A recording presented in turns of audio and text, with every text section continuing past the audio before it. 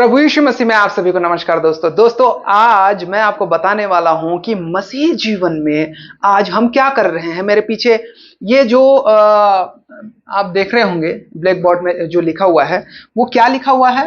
सबसे पहले हम यहां पर देखते हैं कि यहां क्या लिखा हुआ है, मृत्यु भोज।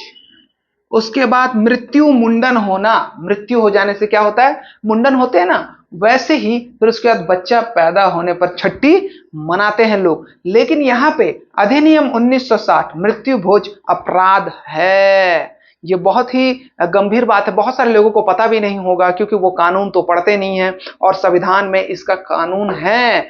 आप कोई भी पुलिस स्टेशन जाकर के या कोई भी वकील से इस बात को पूछ सकते हैं। तो ये तो थी एक आज जितने भी बहुत सारे लोग क्या है, अभी मेरे एक बीच में कोई मित्र हैं जो हमारे वीडियो को देखते हैं और परमेश्वर के वचन पर चलना चाहते हैं और अपने लोगों से बहुत ही ठोकर खा रहे हैं।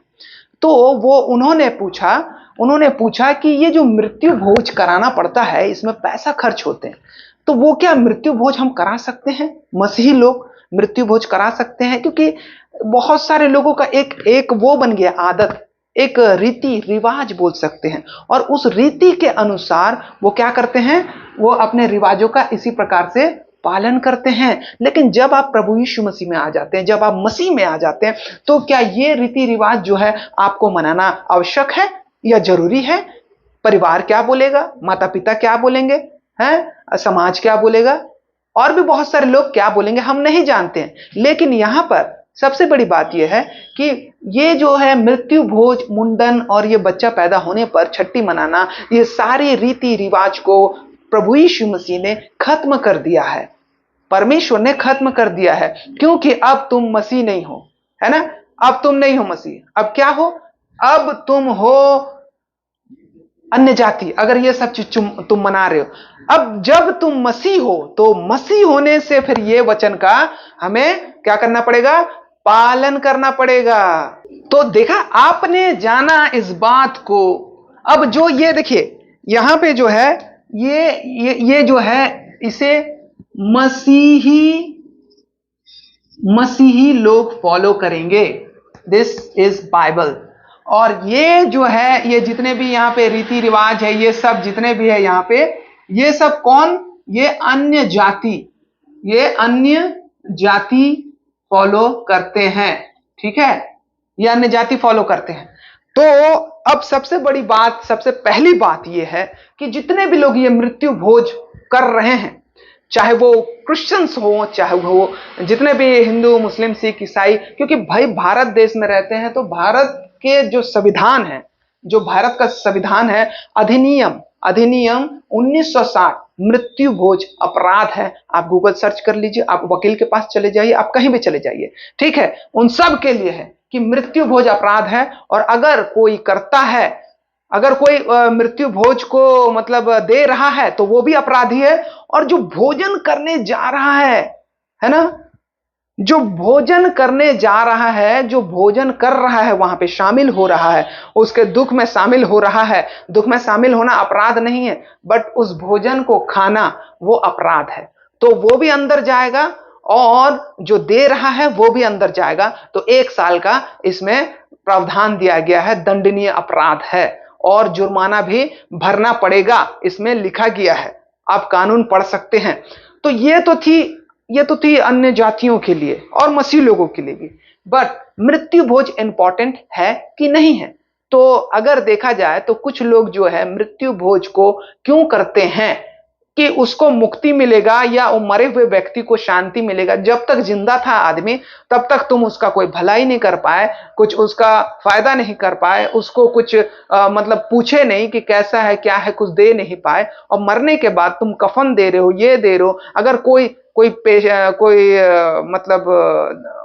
कोई ज्यादा जो ड्रिंकिंग करता है, कोई दरवा आदमी, कोई दारू पीने वाला अगर मर जाए तो लोग उसे बड़ा बड़ा एक एक पौवा जो दारू है उसे जाकर के देते हैं उसके कब्र में। ऐसे मूर्खता है ना। तो ये क्या कर रहे हैं लोग आज? मूर्खों की मतलब पूरा टोली बन रही है इस पृथ्वी में। परमेश्वर इन्हें ज्ञान देने की कोशिश कर रहा है, लेकिन ये मूर्ख बनते जा रहे हैं, है ना। मरने के बाद लोग उन्हें चढ़ा रहे हैं कंबल और जो भी है, कपड़ा लत्ता, कफन, इत्र।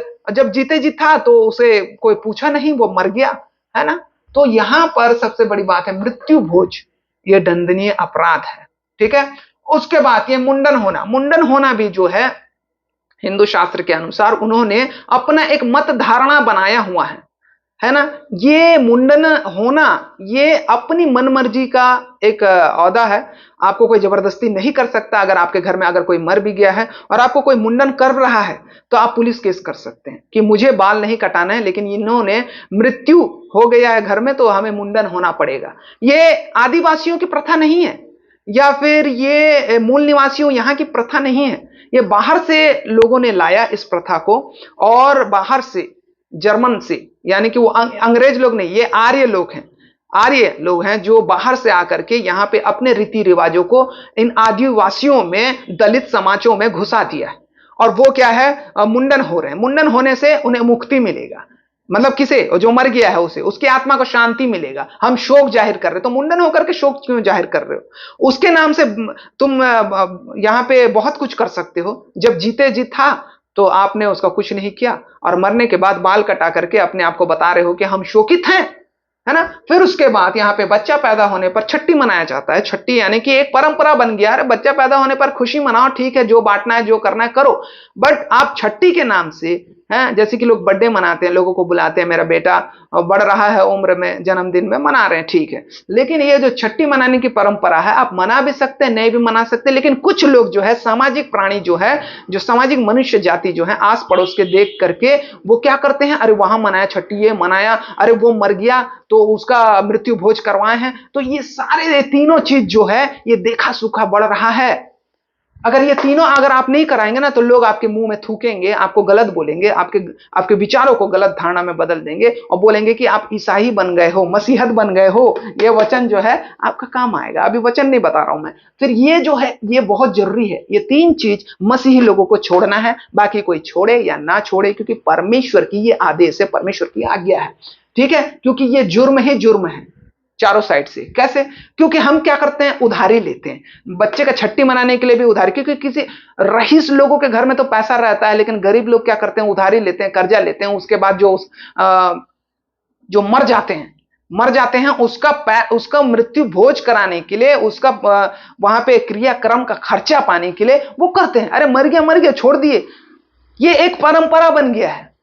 हमारे एक रिश्तेदार हैं और उनके पिताजी जब मर गए, है ना, उनके पिताजी जो मर गए, तो वो उनके जो बेटे हैं वो दूसरे से कर्जा लिए, 10-12 हजार का कर्जा लिए कि मैं अपने पिता का क्रियाक्रम करने के लिए, मेरे पास पैसे नहीं है। क्या क्रियाक्रम करने के लिए पैसे की जरूरत पड़ती है? देखिए, वो अपराध कर रहा है, क्योंकि वो पटा भी नहीं पाया है, और पटा नहीं पाया जो अपने बाप के लिए लिया था कर्जा मृत्यु के लिए, वो भी मर गया। लेकिन अब उसके पीछे उनकी पत्नी और बच्चे हैं, तो उनके बच्चों से वो पैसा वसूल किया जा रहा है ना। तो लोग ये सारे मृत्यु भोज कराने के लिए पैसा चाहिए बोलते हैं, ठीक है। वो पैसा के लिए उधारी करते हैं, और इस प्रकार से वो दूसरे का गुलामी करते हैं, कुछ बेचते हैं, कुछ करते हैं। क्यों? इज्जत से, बेइज्जत, अपमान से बचने के लिए, लोगों का शोबाजी दिखावा करने के लिए ये सब करते हैं। बच्चे पैदा हो गया तो अरे हम बर्थडे नहीं मनाएंगे या छठी नहीं मनाएंगे तो क्या बोलेंगे, क्या नहीं बोलेंगे, इस प्रकार से लोगों की धारणा है, बेवकूफी हरकतें हैं। लेकिन यहां पर आप मनाओ या ना मनाओ, उससे कोई मतलब नहीं। अगर कोई मर गया है तो आप बेझिझक उसे दफनाने ले जा सकते हैं, या आपका जो भी है आप कर सकते हैं उसके साथ। लेकिन आप मृत्यु भोज नहीं दे सकते, और देंगे तो अगर कोई बोल दिया पुलिस में जाकर के, तो आपको 1960 अधिनियम के तहत 1 साल की जेल और 15 से 30 हजार रुपया जुर्माना देना पड़ेगा। तो आपकी मर्जी है अब क्या करना है। मृत्यु भोज अपराध है, याद रखें। अब हम पहुंचते हैं, मसीही लोग मृत्यु भोज कर सकते हैं कि नहीं? तो मसीही लोग भी नहीं कर सकते। जब हम यहां पर देखते हैं, अगर हम प्रभु में आ गए हैं, तो यहां पर सबसे बड़ी बात है कुलुस्सियों हमें बताता, कुलुस्सियों 2 उसका 8 जब हम पढ़ते हैं यहां पे, तो हमें क्या पता चलता है कुलुस्सियों में? क्योंकि हम तो वचन पढ़ते नहीं हैं और पास्टर साहब भी हमें बताते नहीं हैं, लेकिन वो पार्टी खाते हैं, है ना, एंजॉय करते हैं, और हमारे जितने भी लोग हैं उनके साथ वो इस वचन को छुपा के रखते हैं। है ना, और बहुत सारे एंजॉय और पार्टी। मसीह भाई किसके, खाए पिए खिसके, है ना, सब खाने पीने वाले। तो अब यहां पर हम देखते हैं कुलिस्से 2 उसका 8 में लिखा हुआ है यहां पर, हाँ क्या लिखा हुआ है, चौकस रहो कि कोई तुम्हें उस तत्व ज्ञान और व्यर्थ धोखे के द्वारा अपना अहेर ना बना ले जो मनुष्य की परंपराओं और संसार की आदि शिक्षा के अनुसार तो है पर मसीह की नहीं है। मनुष्य की परंपरा के अनुसार है, आदि शिक्षाओं के अनुसार है, वो मनुष्य के बनाए हुए हैं, ह्यूमन मेकिंग रीति रिवाज है ये, लेकिन मसीह की नहीं है। ये मसीह का नहीं है, ये जो है ना, ये मसीह का नहीं है, ये मसीह का नहीं है, ये भी मसीह का नहीं है मुंडन, ये भी नहीं है मसीह का है। आज जो लोग कर रहे हैं, बहुत सारे मसीही आदिवासी ये सब कर रहे हैं, बहुत सारे शहरों बहुत सारे गांव में बड़े बड़े मसीह लोग भी इस बात को कर रहे हैं, उनको खाना खिलाते हैं, कोई मर गया है तो है। और यहां पर और हम देखते हैं 2 का 20 भी देख लेते हैं, यहां पे क्या लिखा हुआ है, क्या लिखा हुआ है, जबकि तुम मसीह के साथ संसार की आदि शिक्षाओं की ओर से मर गए हो, तो फिर क्यों उनके समान जो संसार के हैं जीवन बिताते हो? तुम ऐसी विधियों के वश में क्यों रहते हो? ऐसी विधियों के वश में क्यों रहते हो? हैं? क्या क्या लिखा है, यह ना छूना, उसे ना चखना, है उसे हाथ ना लगाना, ये सब वस्तुएं काम में लाते लाते नष्ट हो जाएंगी, क्योंकि ये मनुष्य की आज्ञाओं और शिक्षा के अनुसार है। इन विधियों में अपनी इच्छा के अनुसार गढ़ी हुई भक्ति की रीति और आत्महीनता और शारीरिक योग्यभास के भाव से ज्ञान का नाम तो है, परंतु शारीरिक लालसाओं को रोकने के लिए कुछ भी लाभ नहीं है। परमेश्वर के ज्ञान को समझ जाइए, वो आपको मसीही जीवन देना चाहता है।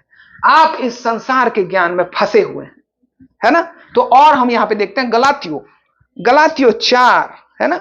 अब हम देखते हैं गलातियों 4 में क्या लिखा हुआ है। जब हम गलातियों 4 पढ़ रहे थे, जब शाम को मैं पढ़ रहा था, तो मेरे को बहुत अच्छी बात वहां पता चला। गलातियों 4 उसका 9 में यहां पे लिखा हुआ है, हाँ क्या लिखा हुआ है यहां पर, कि पर अब जो तुमने परमेश्वर को पहचान लिया, वरन परमेश्वर ने तुमको पहचाना, तो उन निर्बल और निकम्मी आदि शिक्षा की बातों की ओर क्यों फिरते हो, जिनके तुम दोबारा दास होना चाहते हो?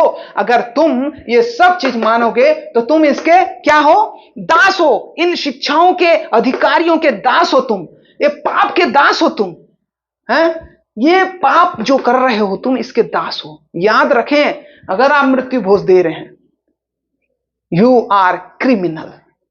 आप ये सब कर रहे हैं तो आप रॉन्ग फॉल्स क्रिश्चियन हैं। ये सारे चीज जो है आपको रॉन्ग फॉल्स क्रिश्चियन बनाता है? तो ये जो है, ये हकीकत मसीह है। मनुष्य की आदि शिक्षाओं में नहीं जाना है ना। तो याद रखें इस बात को, है, और दास नहीं बनना है, याद रखें। और फिर उसके बाद अगर हम यहां पे देखते हैं इब्रानियों का, है ना, इब्रानियों कितना 5 का 12, इब्रानियों 5 का 12 में देखिए क्या लिखा हुआ है यहां पे। इब्रानियों 5 का 12 में लिखा है, समय के विचार से तो तुम्हें गुरु हो जाना चाहिए था, तो भी यह आवश्यक हो गया है कि कोई तुम्हें परमेश्वर के वचनों की आदि शिक्षा फिर से सिखाए। तुम तो ऐसे हो गए हो कि तुम्हें अन्न के बदले अब तक दूध ही चाहिए। तुमको कौन बार बार सिखाएगा? तुम्हारी बुद्धि घास चरने गई है, सिर्फ दूध पी रहे हो। परमेश्वर के ज्ञान में आगे बढ़ना चाहिए, बड़ा होना चाहिए। कब तक पास्टर के गोद में खेलोगे? हैं? हमें परमेश्वर के वचन में आगे बढ़ना है, बड़ा होना है। शारीरिक जैसे बनावट बनती है। आदमी पहले क्या दूध पीता था, छोटा था, मां का दूध पीता था बच्चा 2-3 साल का, लेकिन अब बड़ा हो गया, अब मांस खाता है। अब क्या खाता है? चावल खाता है, दाल खाता है, सब्जी खाता है, यानी कि हार्ड फूड खाता है। हार्ड, पहले दूध खाता था लिक्विड में, लेकिन अब जैसे जैसे शरीर बढ़ रहा है, पाचन बढ़ रहा है, वैसे ही शिक्षा भी होती है। शिक्षा लेते जाओ, आगे बढ़ते जाओ। ये सारे रीति रिवाज को, ढोंग को छोड़ डालो और परमेश्वर के साथ एक मसीह जीवन जियो। मनुष्य के दास नहीं बनना है, परमेश्वर के दास बनना है। तो दोस्तों, ये वचन जो है हमारे जीवन में परमेश्वर की आशीष लाता है। याद रखें, मनुष्य के बनाए हुए रीति विधियों में ध्यान नहीं दें। हमारा अगला वीडियो भी आने वाला है। हमारे बहुत सारे ऐसे वीडियो आ रहे हैं जिसमें यह बताया जाएगा कि आज 2000 चर्च से भी ज्यादा इतने सारे चर्च क्यों हैं? 2000 से भी ज्यादा इतने सारे चर्च क्यों हैं? मसीह लोग इतने सारे चर्च क्यों बना रहे जबकि एक ही चर्च है? फिर उसके बाद मसीह लोगों में पक्षपात हो रहा है, तेरा मेरा हो रहा है। वो भी क्यों हो रहा है वो भी मैं आपको बताऊंगा और वीडियो में। और इसी प्रकार से और भी बहुत सारे वीडियो हैं जिसमें मैं आपको परमेश्वर का ज्ञान बताते रहूंगा। तो इसी प्रकार से नए नए वीडियो के साथ हम आते रहेंगे। आज के वीडियो के लिए आपका बहुत बहुत धन्यवाद कि आपने इतने गौर से सुना है, और इसी प्रकार से नए वीडियो को हम लाते रहेंगे। तब तक के लिए हम आपसे अलविदा चाहते हैं। परमेश्वर आप सभी को आशीष दे। नमस्कार, गुड बाय।